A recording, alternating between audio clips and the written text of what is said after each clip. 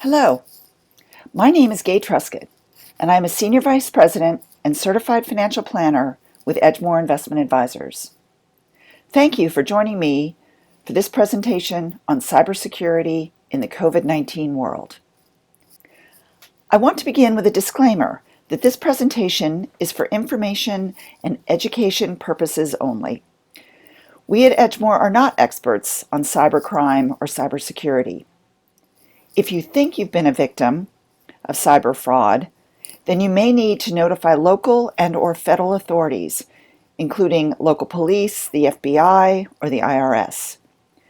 We provide web addresses for these various agencies at the end of this slide presentation.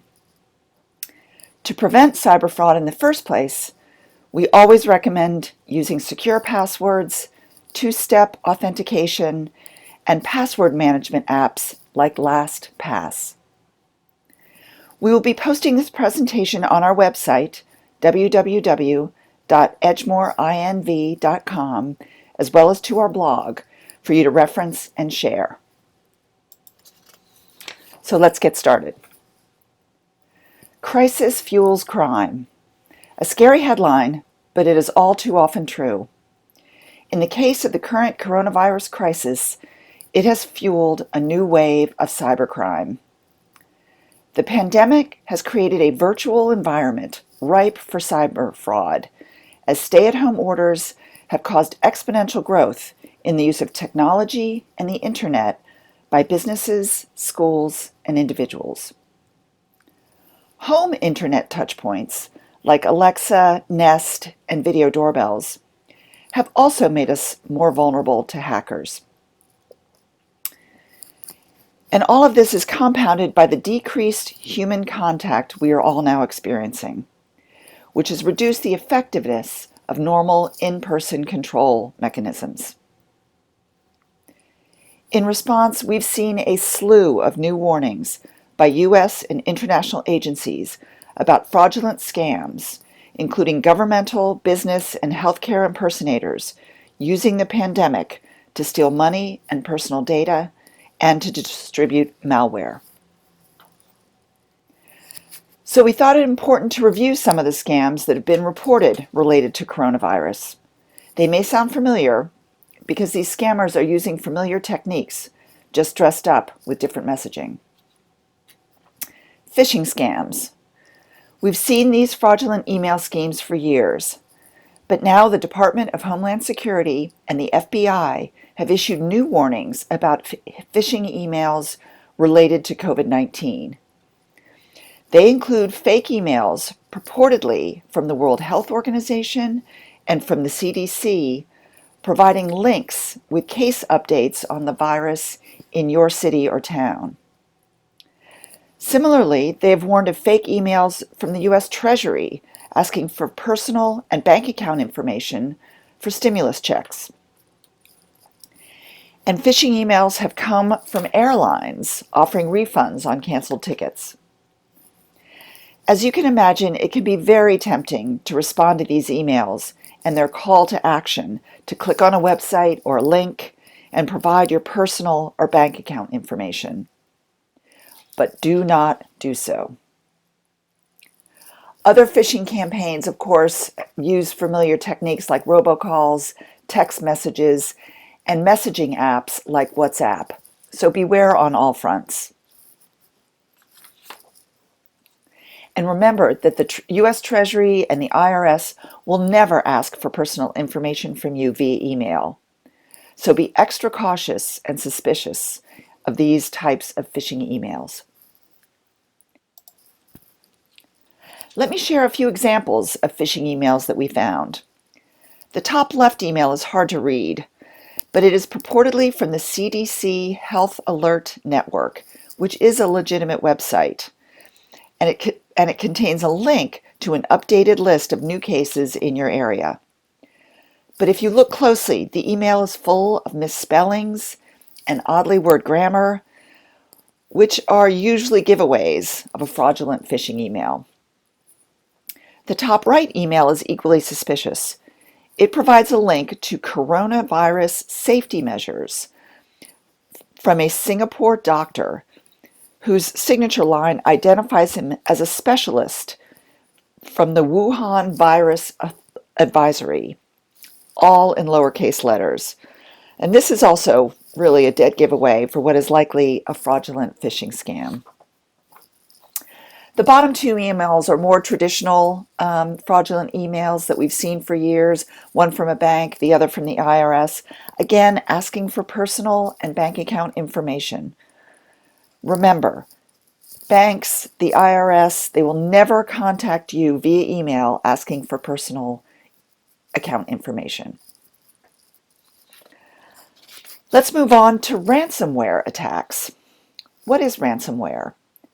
It is malicious software that when activated on a computer or network will lock down that system so that you can't access any files or information until a ransom is paid. Again, we've seen these for years. But hackers are finding new outlets to distribute ransomware. Beyond the traditional organizations and governmental agencies we've discussed, to what are now increasingly vulnerable healthcare systems with proprietary patient and lab data related to COVID-19. This data has become extremely valuable in the global race to find a treatment and vaccine, and therefore extremely vulnerable to attack and theft. Investment scams. As investment professionals, we find these particularly worrisome. The SEC has issued a number of investor alerts regarding fraudulent investment promotions on the internet and on social media. They typically claim guaranteed returns on investments in new companies with products that can prevent, detect, or cure coronavirus. That is your first red flag. There is no such thing as a guaranteed investment return. They can also claim to be supported by independent research with specific price and return targets.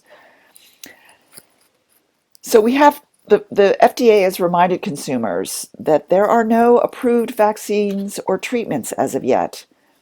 So if an investment opportunity like this sounds like it's too good to be true, it probably is.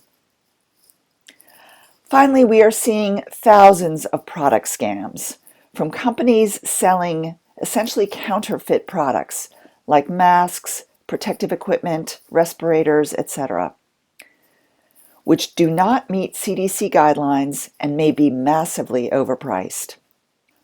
Price gouging is very common in a crisis when demand for products far outpace supply.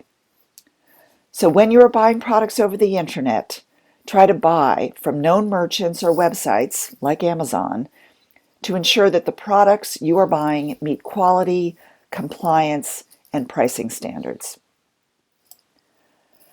So what can we do to keep ourselves safe? Here are a few cyber hygiene tips. Do not open attachments or links from senders you don't recognize. Do not respond to calls or texts from unknown numbers. And even go one step further and block these callers on your phone. Never give out personal information over the phone or in an email. Try to verify web addresses. Check domain names to make sure they are legitimate, like .gov, .org, .com. Those are legitimate domain names. Others may not be. Verify charities before you give online or over the phone. And be extra cautious and careful. We thought it important for you to know what Edgemore is doing to keep ourselves, our clients, and our business protected. We verify all email requests for withdrawals or money transfers directly with clients.